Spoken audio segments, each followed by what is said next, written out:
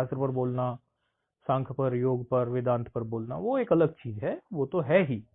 उससे भिन्न कई बार हमारे जीवन की गुत्थियों को सुलझा देने वाले विचार भी होते हैं, उनकी भी बड़ी आवश्यकता पड़ती है जीवन में, और बहुत बल भी मिलता है उनसे। उनसे कुछ साधारण नहीं, बहुत बल हमें मिलता है। तो समझने की बात यह है कि हमारी एक वैदिक परंपरा थी। उस वैदिक परंपरा में 4 वर्ण जो थे वो विभाजित थे। 4 वर्ण विभाजित थे, ये आप सब जानते ही हैं। आश्रम विभाजित थे, वर्ण विभाजित थे, अभी भी हैं, लेकिन वैदिक परंपरा में वो घर घर में था, अलखनाद गूंजता था। वैदिक परंपरा मतलब अभी से आप ले लो कोई 2,500-3,000 साल पहले, बुद्ध के कुछ पहले लगा लो, तब तक भी था। फिर बुद्ध के काल में कुछ बुद्ध का अवतार हुआ, वो बुद्ध अवतार भी इसीलिए कहा जाता है, लोग तो उसमें विवाद खड़ा करते हैं, लेकिन यदि उसको एक समझने की दृष्टि से हम जाने, ऐसे नहीं जाने, या तो कुछ लोग विरोध करेंगे कि बुद्धवादी नहीं हो, ऐसा नहीं, नहीं, वो समझने की दृष्टि से करिए। इस जीवन में बहुत सी ऐसी चीजें होती हैं जो हमारे लिए कुछ ना कुछ हमें दे के चली जाती है। तो एक ऐसी दृष्टि, एक ऐसे अंतःकरण का निर्माण हमें करना चाहिए जिस अंतःकरण से, अंतःकरण में चारों आ गई ना, मन बुद्धि चित्त अहंकार, चारों आ गई। एक ऐसे अंतःकरण का निर्माण हमें करना चाहिए जिस अंतःकरण से हमारा कोई रास्ता खुले, हमें कोई समझ बढ़े, हमारी कोई ऊंचाई हो। ये अंतःकरण, ऐसे अंतःकरण के निर्माण को ही कहते हैं कि ये साधनामयी अंतःकरण है। और ऐसा अंतःकरण ही क्यों कहा जाता है? प्रज्ञा। प्रज्ञा, प्रज्ञा बोलते हैं ना, प्रज्ञा शब्द नहीं होता, प्रज्ञा होता है। जा में या, जा और या होता है। गा हमें बोलने की आदत पड़ जाती है, हम भी जब पहले ध्यान नहीं देते थे क्या बोलते थे, तो अब प्रज्ञा बोलते हैं, तो वो प्रज्ञा बन जाती है। और वो प्रज्ञा जो है, जिस व्यक्ति के पास वो प्रज्ञा विकसित हो गई, जितने अंश में हो गई, वो व्यक्ति का जीवन फिर स्वतः ही साधना में चलने लगता है। वो वापस नहीं लौटता साधना के मार्ग से, क्योंकि नहीं तो कई बार देखा जाता है कि व्यक्ति साधना कर रहा है, करते करते करते करते एक एक स्तर तक पहुंचता है, उस स्तर के बाद फिर वो वापस लौटने लगता है। दुख और सुख के थपेड़े उसके जीवन में आती है, फिर वो वापस लौटने लगता है। इस तरह के दुख और सुख के थपेड़ों में जो आगे पीछे हिलता है, उसकी उसकी जो बुद्धि है, अभी उसने प्रज्ञा का रूप नहीं लिया है, ये बात तो स्पष्ट है। तो करना क्या है कि वो बुद्धि ऐसी हो जानी चाहिए, वो मन बुद्धि चित्त अहंकार ऐसे हो जाने चाहिए कि वो अब हमें एक दिशा देने लगे, उससे हमारा कोई रास्ता खुलने लगे। उसी के लिए सारे प्रयास है। उसी को कहते हैं कि कहते हैं ये तो वाचो निवर्तनते, ये तो वाचो निवर्तनते या प्राप्सा मनसा सहा। तो वो कहते हैं कि इसको मन से नहीं जाना जा सकता, वाणी इत्यादि से इसकी बात नहीं कही जा सकती उस शुद्ध ब्रह्म की। ये तो वाचो नहीं वर्तनते, ऐसा बोलते हैं, ये तो वाचो नहीं वर्तनते, ऐसा कहा गया।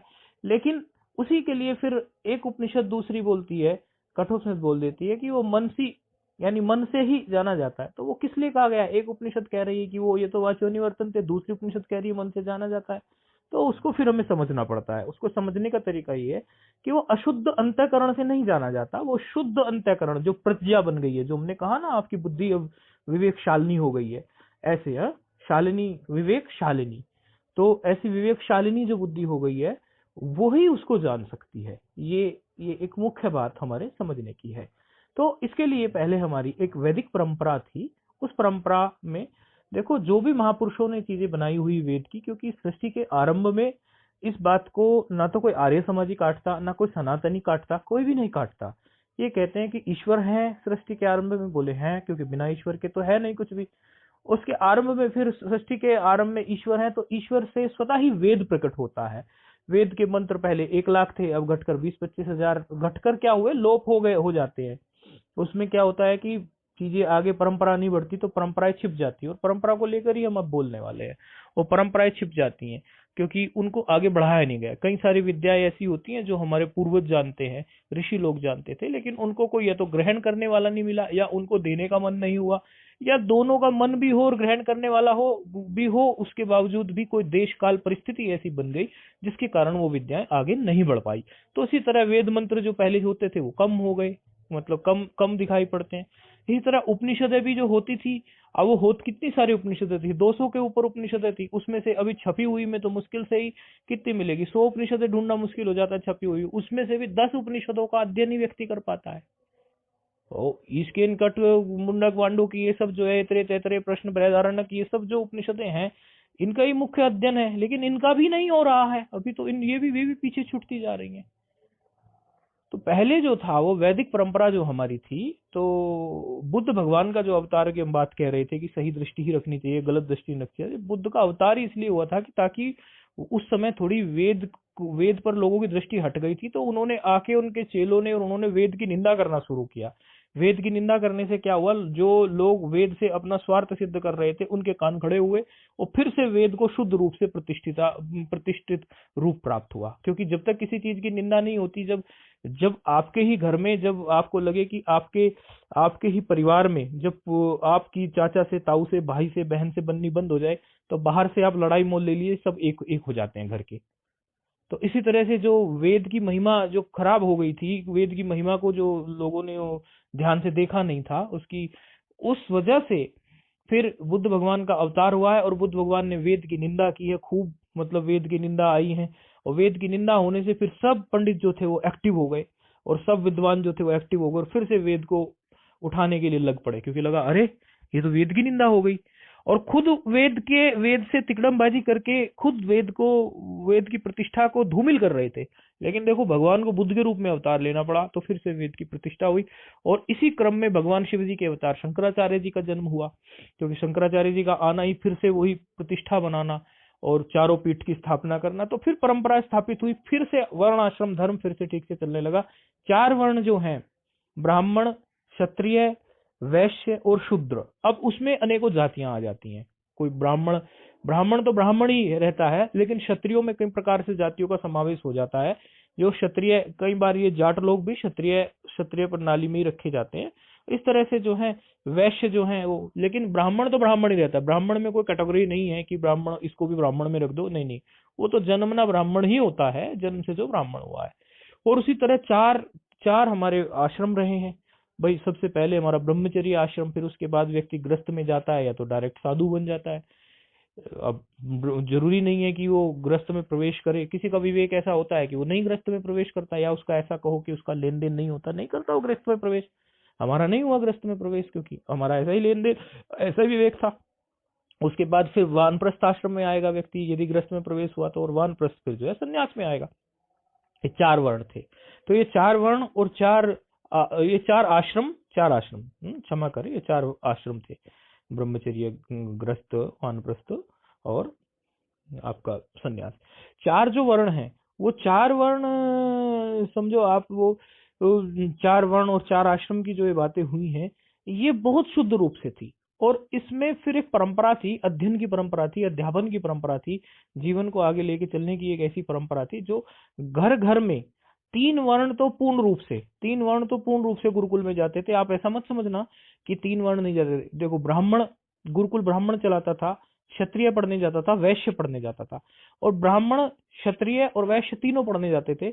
और शूद्र वर्ण में जो भी होता था वो सेवा करता था, उसको सेवा ऐसा, क्योंकि देखो भाई गुरुकुल में सेवा करने वाला भी तो कोई चाहिए। गुरुकुल में इतनी सारी सेवाएं होती हैं, क्या गुरुकुल में सेवा नहीं करेंगे? तो शूद्र जो था वो सेवा करता था। तो ये नहीं है कि शूद्र छोटा हो गया, ऐसा बिल्कुल कोई गलती कर बैठता है। शूद्र ब्राह्मण का भाई है। अरे जैसे ब्राह्मण अगर सिर है तो शूद्र भी तो कुछ है ना शरीर में, तो शूद्र को भी तो कुछ आप कहोगे ना। तो क्षत्रिय अगर हाथ है, वैश्य अगर कुछ और है, तो कोई शरीर का कोई अंग वो शूद्र होता है कि नहीं होता है? तो सारी चीजें शरीर में ही विद्यमान होती है कि नहीं होती? शरीर का कोई भी अंग, क्या कोई पैर की महत्वता कम है? क्या कोई आपके हाथ की महत्वता कम है? क्या मस्तिष्क की महत्वता कम है? ये सारी महत्वताओं को रखते हुए तभी तो एक शरीर का निर्माण होता है। इसीलिए शूद्र को कोई छोटा नहीं समझना चाहिए, और क्षत्रिय को कोई छोटा नहीं समझना चाहिए, या किसी को आप समझो कि वैश्य को छोटा नहीं समझना चाहिए। वैश्य का कार्य ये था कि धन की व्यवस्था करना, इतना सारा कार्य होने वाला है वो सब करना, और क्षत्रिय की अपना रक्षा करने का कार्य था। और उसके साथ साथ जो था, शास्त्र का पारंगत तीनों वर्ण होते थे। शास्त्र के पारंगत तीनों वर्ण होते थे, शास्त्र तीनों वर्ण पढ़ते थे। लेकिन परंपरा का लोप हो गया, पढ़ते ही नहीं है अभी।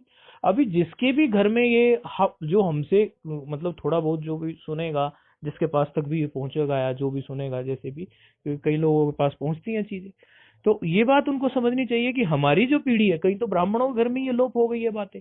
हमारी जो पीढ़ी है, इस पीढ़ी में हमें हमारे बाप ने या हमारे दादा ने हमें उस शुद्ध परंपरा से नहीं गुजारा, क्योंकि बीच में लोप हो गया, बीच में कुछ चीजें छूट गई। लेकिन जब हम ये बात समझ चुके हैं कि ये हमारा था, तो इस समय हमें तो अपने उसी कर्तव्य से चलना चाहिए जो कर्तव्य हमारा पुरातन है। ये तो नहीं अपने मनमाने ढंग से किसी ने जो कह दिया कि अरे लो ऐसा करो वैसा करो, ऐसे, ये गलत बात है। अगर हमें शुद्ध परंपरा का पता चल रहा है तो हमें शुद्ध परंपरा से चलना चाहिए।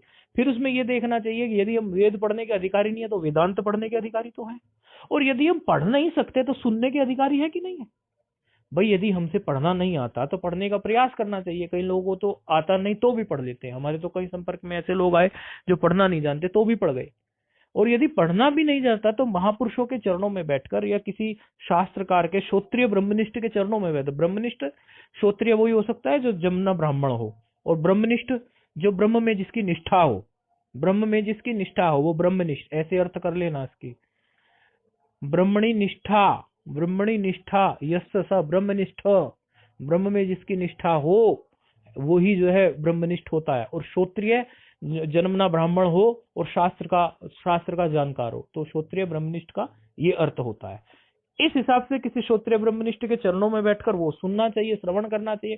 श्रवण करते करते करते करते पुण्य बढ़ेगा, पुण्य बढ़ते बढ़ते हो सकता है स्वयं पढ़ने की इच्छा जाग उठे। कई बार ये विवाद हम सोचते रहते हैं, कई लोग कहते हैं कि सुनने से काम चलेगा कि पढ़ने से काम चलेगा। अरे भाई पढ़ने से भी काम चलेगा, सुनने से भी काम चलेगा, शास्त्र इत्यादि का। अभी होता क्या है कि जब हम किसी चीज को सुनते हैं तो केवल हमारी कर्ण इंद्रिय हमारी काम करती है, कान हमारा काम करता है। लेकिन जिस समय हम पढ़ते हैं तो हमारा दिमाग पूरी तरह एक्टिव होकर आंख काम करती है, दिमाग काम करता है, इतनी एकाग्रता बन जाती है कि वो विषय सहजता से हमारे गहरे में उतर जाता है। तो छोटा मोटा हमें पढ़ने का भी अभ्यास बनाए रखना चाहिए, और सुनने का तो अभ्यास हमारा है ही, सुनने में तो हमारा बिगड़ता ही क्या है। तो ये हमारी परंपरा। अब जो हमारी परंपरा का लोप हो गया, अर्थात हमें किसी को पहले से ये सब चीजें प्राप्त नहीं, तो अब तो हमें समझ आ रही है बात। जब हमें अब समझ में आ रही है तो कई लोग क्या है, यदि वेद नहीं पढ़ सकते, वेदांत नहीं पढ़ सकते, तो छोटा मोटा व्याकरण पढ़ सकते हैं, व्याकरण पढ़ सकते हैं, संस्कृत पढ़ सकते हैं। संस्कृत पढ़ के सामान्य रूप से ज्ञान प्राप्त कर सकते हैं चीजों का। और भी छोटे मोटे श्लोक इत्यादि जो है उनको देख सकते हैं। भाई शास्त्र अध्ययन करने में क्या बुराई है? शास्त्र अध्ययन करने में तो कोई भी बुराई नहीं है। आप कोई भी शास्त्र, आपको जो भी शास्त्र पसंद है उसको आप निश्चय कीजिए कि मुझे ये शास्त्र शुद्ध परंपरा से पढ़ना है। हर व्यक्ति की अलग अलग पसंद हो सकती है। किसी व्यक्ति की पसंद हो सकती है वाल्मीकि रामायण, पढ़िए वाल्मीकि रामायण को। किसी व्यक्ति की पसंद हो सकती है रामचरितमानस, पढ़िए रामचरितमानस को। रामचरितमानस सामान्य हिंदी भाषा में है, उससे पढ़िए, फिर आगे बढ़ेगा तो संस्कृत में वाल्मीकि रामायण पढ़ लेना। और किसी व्यक्ति की हो सकती है कि भाई मुझे योग वासिष्ठ महारामायण अच्छी लगती है, उसको पढ़िए। आप अध्ययन की आदत बनाइए। अध्ययन करने वाला व्यक्ति का एक अलग तप होता है, एक अलग जीवन होता है। और अध्ययन करने में देखो, हम आपको वेद पाठ के लिए नहीं बोल रहे, क्योंकि कोई व्यक्ति कहेगा जी हम तो वेद पाठ नहीं कर सकते। वेद पाठ के लिए किसने कहा आपको? वेद पाठ की अधिकारिता सबको है ही नहीं। वेद पाठ तो कोई ऐसा ही व्यक्ति कर सकता है जिसको पूरी अधिकारिता प्राप्त हो, अथवा फिर उसमें दुनिया भर की बातें आ जाती हैं। तो जो परंपरा, और इस परंपरा को अब आगे ले जाना है, मुख्य बात ये कंदमूल फल खाकर पत्ते खाकर ऋषियों ने इतने सारे शास्त्र रचे हैं। अरे हम कम से कम उन्हें पढ़ तो ले भाई। ऋषियों ने कितना परिश्रम किया इनको रचने में, कोई सामान्य बात है? उनका उपकार कैसे उतारोगे? कितना परिश्रम किया उन्होंने, परिश्रम, अथाह परिश्रम उन्होंने किया। उस परिश्रम को आप कैसे कैसे बदला चुकाओगे? कम से कम पढ़ तो लो। और हम तो ये भी नहीं कह रहे कि सारे शास्त्र आप पढ़ लो, क्योंकि शास्त्र तो एक जंगल है, उसमें आप खो जाओगे, इतना ज्यादा है, क्योंकि अभी उम्र नहीं गई लोगों की तो। लेकिन कोई कोई एक एक शास्त्र, किसी की शिव में भक्ति हो तो शिव महापुराण को क्यों नहीं पढ़ता वो पूरा? किसी की राम जी में भक्ति है तो राम जी के जीवन चरित्र को वाल्मीकि रामायण से पढ़े, और उसके बाद राम जी ने क्या किया, योग वशिष्ठ वशिष्ठ जी से ज्ञान प्राप्त किया, उसको पढ़े। क्यों नहीं पढ़ता व्यक्ति? अपने इष्ट से संबंधित शास्त्र भी नहीं पढ़ेगा तो क्या करेगा भाई? कम से कम एक निश्चय ये तो करे, कहीं गुरु के चरणों में बैठकर, या किसी से खुद पहले आरंभ कर दे, फिर गुरु के चरणों में बैठकर कहे कि गुरु जी हमें जो है, क्योंकि परंपरा से ही चलती है चीज, तो गुरु के मुख से सुनने से फलती है, अपने आप मनमाने से थोड़ी फलती है। पहले मनमाने से शुरू करो, खुद से पढ़ना शुरू करो, फिर गुरु भी प्राप्त होंगे पढ़ाने वाले। ऐसी बात नहीं कि गुरु प्राप्त नहीं होंगे। लेकिन किसी के इष्ट देव शिव है और उसको शिव जी के पूरे जीवन के बारे में ही नहीं पता, इससे दुख की बात और कुछ नहीं है। हम बोल रहे हैं इससे दुख की बात और कुछ नहीं। किसी के इष्ट देव राम जी है और उसने राम जी के बारे में ही नहीं पढ़ा। किसी के इष्ट देव भगवान कृष्ण है और उसने कृष्ण के पूरे जीवन को ही नहीं समझा। और एक पहलू नहीं कि कथा कहानी किसी ने सुना दी, नहीं नहीं, सारे पहलू जानो उनके। अरे भाई एक ही इष्ट के लिए तो हम बोल रहे हैं आपको, हम ये तो नहीं कह रहे कि आप सबके बारे में जान लो। आप कम से कम अपना यह तो निश्चय करो कि आप किसका पढ़ना है। यदि शिवजी आपके इष्ट हैं, शिवजी का पढ़ना है, राम जी का पढ़ना है, कृष्ण का पढ़ना है, एक चीज आप पकड़ के चलोगे, सब पकड़ में आ जाएगा। एक ही देवता, एक ही इष्ट आपको पार लगा देगा। हजारों के बारे में आप नहीं जानो, एक के बारे में तो जानो। यदि आप एक के बारे में भी नहीं जानते हैं तो कैसे चलेगा आपका काम? आप समझिए इस बात को, ये बिल्कुल समझिए। यही हमारी शुद्ध परंपरा है, यही हमारा जीवन है, इसी से हमें आगे बढ़ना है। और हमारे घर में जो अब आने वाली पीढ़ी है, कई लोगों की पुरानी पीढ़ी बिगड़ गई, लेकिन अब पुरानी पीढ़ी बिगड़ी तभी तो ये बता पड़ रहा है। अब आने वाली जो पीढ़ी है, यदि वो पीढ़ी आपके घर में आने वाली पीढ़ी को आप संस्कार दे के नहीं जाते तो उससे बड़ा पापी कोई नहीं है। आपकी जो आने वाली पीढ़ी है, यानी आपकी, मान के चलो किसी को यदि पुत्र होने वाला है तो पुत्र आपके सामने, अभी छोटा आपके सामने ही है, उसको बचपन से ही पढ़ाइए आप सब चीज। अरे भाई, आजकल के जमाने में एक्स्ट्रा करिकुलम एक्टिविटीज में लोग, कोई फुटबॉल खेलता है, कोई स्विमिंग सीखता है, कोई तीरंदाजी सीखता है, कोई घुड़सवारी सीखता है, कोई संगीत सीखता है, कोई कराटे सीखता है, कोई गोली चलाना सीखता है, ये शूटिंग वगैरह। दुनिया भर के शौक लोग पाल के रखते हैं। एक शास्त्र के लिए 1 घंटा यदि हम अपने बच्चे को नहीं पढ़ाएंगे तो कैसे काम चलेगा? ये तो हमारे भारत की, और दूसरी तो कोई चीज है नहीं। भारत की तो धरोहर यही है भाई। भारत के पास और क्या है? भारत के पास भारत की गुरु शिष्य परंपरा, ऋषि परंपरा है। और उस ऋषि परंपरा को संजो के रखा है उन्होंने, अपने आप को संजो के उस शास्त्र में रखा है ना। किसी भी ऋषि को जानना हो तो उसके लिखे हुए शास्त्र को जान लीजिए। एक बार हमारे पास एक अंग्रेज व्यक्ति आया, उसने बोला कि गुरुजी, हमें हमें पूजा करनी है, सरस्वती माँ की पूजा करनी है। मैंने कहा कीजिए। बोले कोई फोटो नहीं है क्या? मैंने कहा है मेरे पास फोटो। मैंने उनको भगवत गीता हाथ में दे के वहां पर रखकर, वो भगवत गीता का जो शंकर भाष्य था, आनंदगिरी टीका थी, मैंने कहा इसकी पूजा कीजिए। पहली बात तो इसमें भगवान कृष्ण के वचन है, उससे बड़ी सरस्वती माँ की क्या उपासना होगी। दूसरी बात, इसमें सरस्वती माँ के फोटो, उससे ज्यादा और क्या होगा? फोटो का ये साक्षात रूप है। दूसरा, आप इसी को सामने रखकर, इसी में जो है शंकराचार्य जी की टीका है, उस पर उसकी पूजा आप कर रहे हो। तीसरी बात, भगवान कृष्ण पर शंकराचार्य जी की टीका, और शंकराचार्य जी का भाष्य, और शंकराचार्य जी के भाष्य पर आनंदगिरी, इतने बड़े महात्मा हुए आनंदगिरी, उनकी टीका। और इस पर इतना सारा कुछ है इसमें कि आप क्या समझ ले कि केवल जो एक वीणा पुस्तक धारणी जो फोटो वाली है उसी को सरस्वती समझते हैं। उनका कुछ और दूसरा रूप भी तो है, उसकी उपासना कीजिए। तो यदि आप किसी ऋषि को जानना चाहते हैं, यदि आप किसी का तप देखना चाहते हैं, तो उनके विचारों को आप जानिए। तो उनके विचार तो शास्त्रों में ही संग्रहित हैं कि नहीं है? तो उन शास्त्रों को आप थोड़ा थोड़ा सा पढ़ना तो शुरू करो, आपके सारे दुख मिट जाएंगे, हम गारंटी देते हैं। आपके जीवन में आनंद आ जाएगा, आपके सारे दुख मिट जाएंगे। आप एक बार रोज थोड़ा थोड़ा कुछ कुछ पढ़ने का अभ्यास तो डालो। और पढ़ने का अभ्यास ये नहीं कि कहीं से कोई कथा कहानी की पुस्तक उठा ली, या कोई भी अपनी किसी भी शुद्ध परंपरा से पढ़ने की कोशिश करो, जो जो ऊपर से ही प्राप्त है। बीच में कोई मिलावट नहीं प्राप्त करो, बीच में कहीं मिलावटी कई सारी व्याख्याएं इधर उधर की पढ़ते हैं, वो नहीं। आप जो शुद्ध परंपरा से चीज प्राप्त है पहले उसे पढ़ो। समझ में नहीं आएगी आपको, वो बिल्कुल नहीं आएगी, मुझे पता है। लेकिन यदि आप पढ़ना शुरू करेंगे तो उसके पुण्य से अपने अंदर एक इच्छा भी दृढ़ करो कि मुझे ऐसे गुरु प्राप्त हो कि ऐसी चीजें पढ़ाए मुझे। आप कम से कम अपने इष्ट के जीवन के बारे में तो जानिए। इतना बड़ा जीवन बीत गया, और वही चीज जो है अपनी आने वाली पीढ़ी में डालिए। यदि आप अपनी पीढ़ी में जो भी ग्रस्त व्यक्ति है, भाई जो विरक्त हो गए, महात्मा हो गए, उनको तो चाहिए कि वो शिष्य परंपरा चलाएं। वो तो चलाते ही है शिष्य परंपरा, लेकिन ग्रस्त को भी तो परंपरा चलानी चाहिए कि नहीं चलानी चाहिए? आप ये समझिए, क्या आप अपने बेटे को, या बुजुर्ग हो तो क्या आप अपने पोते को आपने भगवत गीता पढ़ाई? पहले तो आपको ही भगवत गीता के प्रत्येक श्लोक का ठीक प्रकार से अर्थ पता होना चाहिए, इसका ठीक ठीक अर्थ क्या निकालना चाहिए। क्योंकि सीधे सीधे छप रही है पुस्तक, उनका हिंदी अर्थ पढ़ रहे हो, समझ नहीं आ रही। अरे वो ऐसी बात नहीं होती, भगवत गीता की सारे श्लोकों का अलग अर्थ निकलता है। लेकिन क्या आपने उसको पढ़ा? फिर आप अपनी आगे वाली पीढ़ी को कैसे पढ़ाएंगे? फिर उससे आगे वाली पीढ़ी, ये परंपरा को ये क्यों छोटा करते जा रहे हो? यदि हमारा शास्त्र हमने नहीं पढ़ा और हमने आने वाली पीढ़ी को संस्कार नहीं दिए, मेहनत लगती है आगे वाली पीढ़ी को लेके चलने में। अरे गुरु भी क्या करते हैं भाई, एक बच्चों की तरह पालते हैं शिष्यों को। कितनी बार वो नहीं पढ़ते तो भी पढ़ाते हैं, नहीं पढ़ते तो भी पढ़ाते हैं। व्याकरण की परंपरा चलानी है तो व्याकरण को भी, व्याकरण, पाणिनि ने इतनी मेहनत करके व्याकरण पर इतना काम कर लिया, उनकी परंपरा चलाने के लिए, व्याकरण के लिए कितना परिश्रम कर रहे हैं। आज हम देखते हैं कितने सारे संस्कृत के विद्यालय है, मुफ्त में पढ़ा रहे हैं। मुफ्त में क्यों पढ़ा रहे हैं भाई? उनको क्या स्वार्थ है? उनको क्या प्राप्त होने वाला है? कई वेद विद्या के विद्यालय है जो वेदांत मुफ्त में पढ़ा रहे हैं। क्यों पढ़ा रहे हैं भाई वेदांत? उनको क्या प्राप्त होना है? सिर्फ इसलिए कि ये परंपरा टूटनी नहीं चाहिए, ये शास्त्र की परंपरा, गुरु शिष्य की परंपरा, ये चलती रहनी चाहिए। और इससे बड़ा लाभ है जीवन में, इससे बड़ी और है क्या चीज जीवन में? आप सब लोगों के पास जरूरी ऐसा नहीं हो सकता कि आपके पास दिन में 1 घंटा नहीं है। सबके पास 1 घंटा है दिन में। आप उस 1 घंटे में क्यों नहीं अपने इष्ट से संबंधित बातें पढ़ते? हमें मिलो कभी तो हमें बताओ, हमने अपने इष्ट के बारे में ये पढ़ा, हम पूछे आपसे कि भाई कौन से शास्त्र में पढ़ा, हमें भी अच्छा लगे। किसी महात्मा से मिलो कहीं, उसको भी बोलो कि हमने शिवजी के बारे में ये पढ़ा, हमने राम जी के बारे में ये पढ़ा, हमने कृष्ण के बारे में ये पढ़ा, हमने जो है माता के बारे में ये पढ़ा, हमने इनके बारे में ये पढ़ा। तो कितना सुंदर लगेगा कि कितना अच्छा जिज्ञासु है। और इसमें तो कोई अपने इष्ट के बारे में पढ़ने में तो कोई ये भी नहीं है, पढ़ना मतलब स्वयं से पढ़ो तो फिर कोई और भी पढ़ा देगा आप लोगों को। इस परंपरा को चलाओ भाई, अच्छे से चलाओ। अरे पहले लोग जो थे घर घर में संस्कृत जानते थे, घर घर में संस्कृत आती थी, लोप हो गई। आप थोड़ा परिश्रम करो तो आपके परिवार में आगे फिर से संस्कृत सब जानने लगेंगे।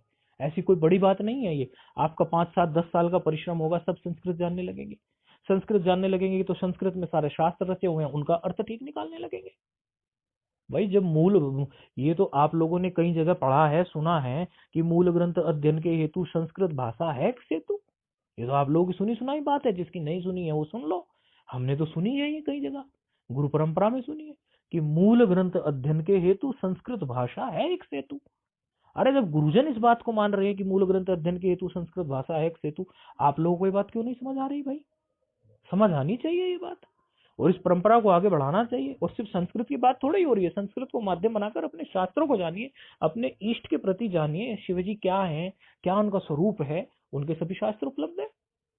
ये परंपरा का लोप नहीं होना चाहिए। जहां गड़बड़ हो गई है तो उस गड़बड़ को अब मिटाओ। आने वाली पीढ़ी, हमें जो दुख मिला, हमें जो पीड़ा मिली, मुझे जो पीड़ा मिली, मेरे पिता ने मुझे इस वेद विद्या को नहीं पढ़ाया, दादा ने नहीं पढ़ाया मुझे, मेरे पिता ने दादा ने मुझे जो है एक कॉन्वेंट स्कूल, मतलब एक अंग्रेजी स्कूलों में जो चल रहे हैं इनमें पढ़ाया, और आगे उसके हिसाब से इंजीनियर बनाया, लेकिन वेद विद्या नहीं पढ़ाई। तो मुझे वेद विद्या को जानने में जो परिश्रम लगा, तो मुझे ये दुख है कि आगे ये दुख जो मुझे हुआ है, मुझे ये लगा कि भाई आगे आने वाली पीढ़ी को ये दुख ना हो, तो मैं तो तैयार करता हूँ।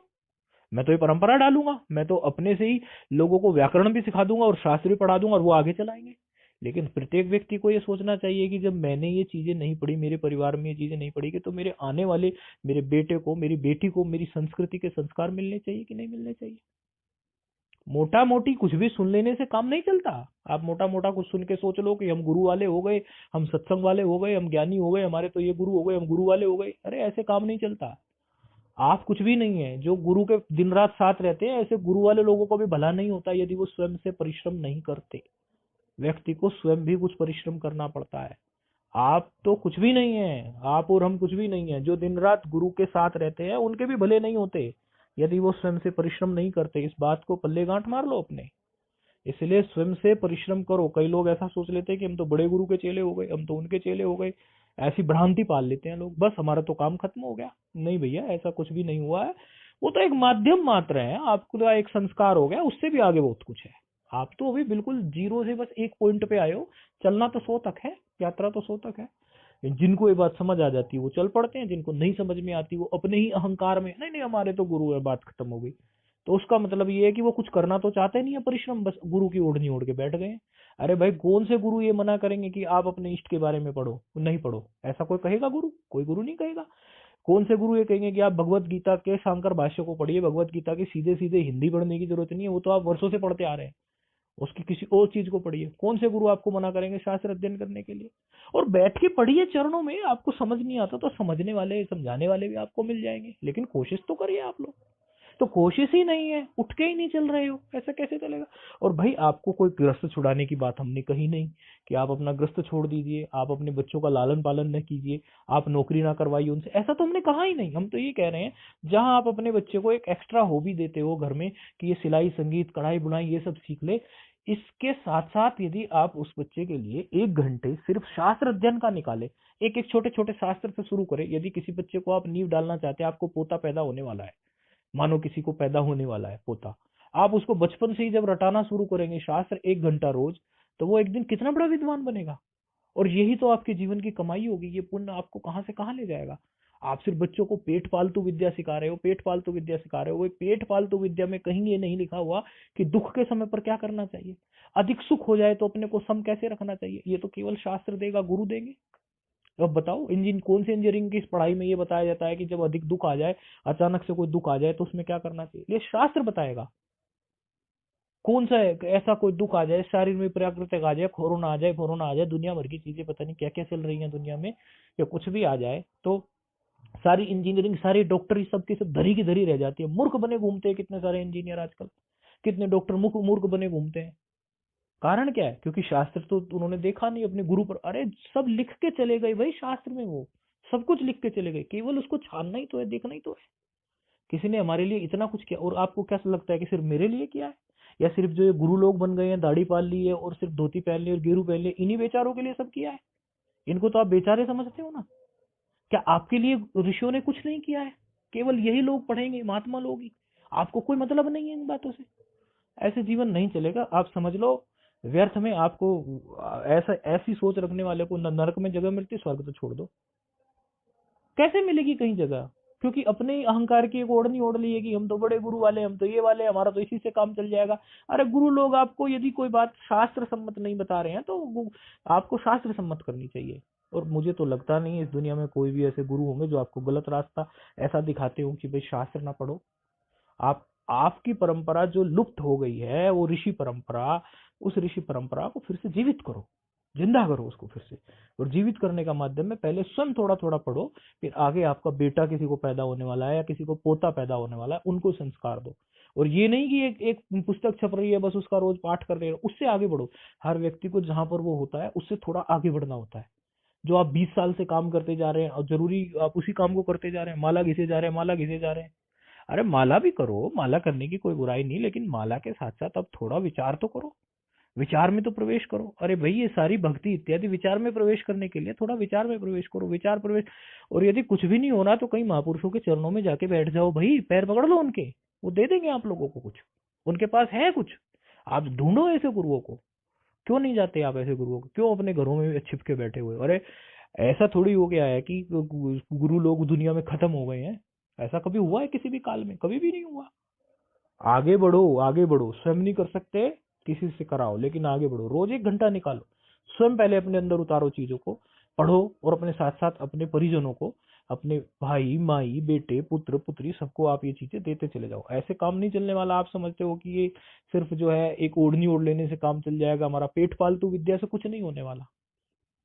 और इसका इतना पुण्य है शास्त्र का ऐसा पुण्य है कि आपकी पेट पालतू विद्या भी ठीक चलेगी। आपके घर में दुनिया भर की बीमारियों से छुटकारा होगा।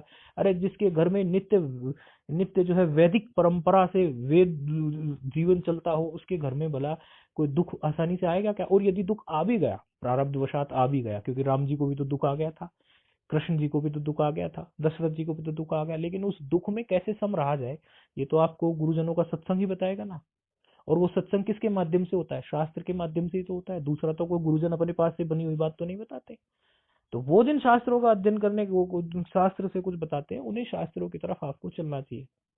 एक नारा लगाया था ना भाजपा ने, चलो गांव की ओर। अब हम कहते हैं चलो शास्त्र की ओर, चलो वैदिक परंपरा की ओर, चलो शास्त्र की ओर, चलो शास्त्र की ओर, चलो शास्त्र की ओर।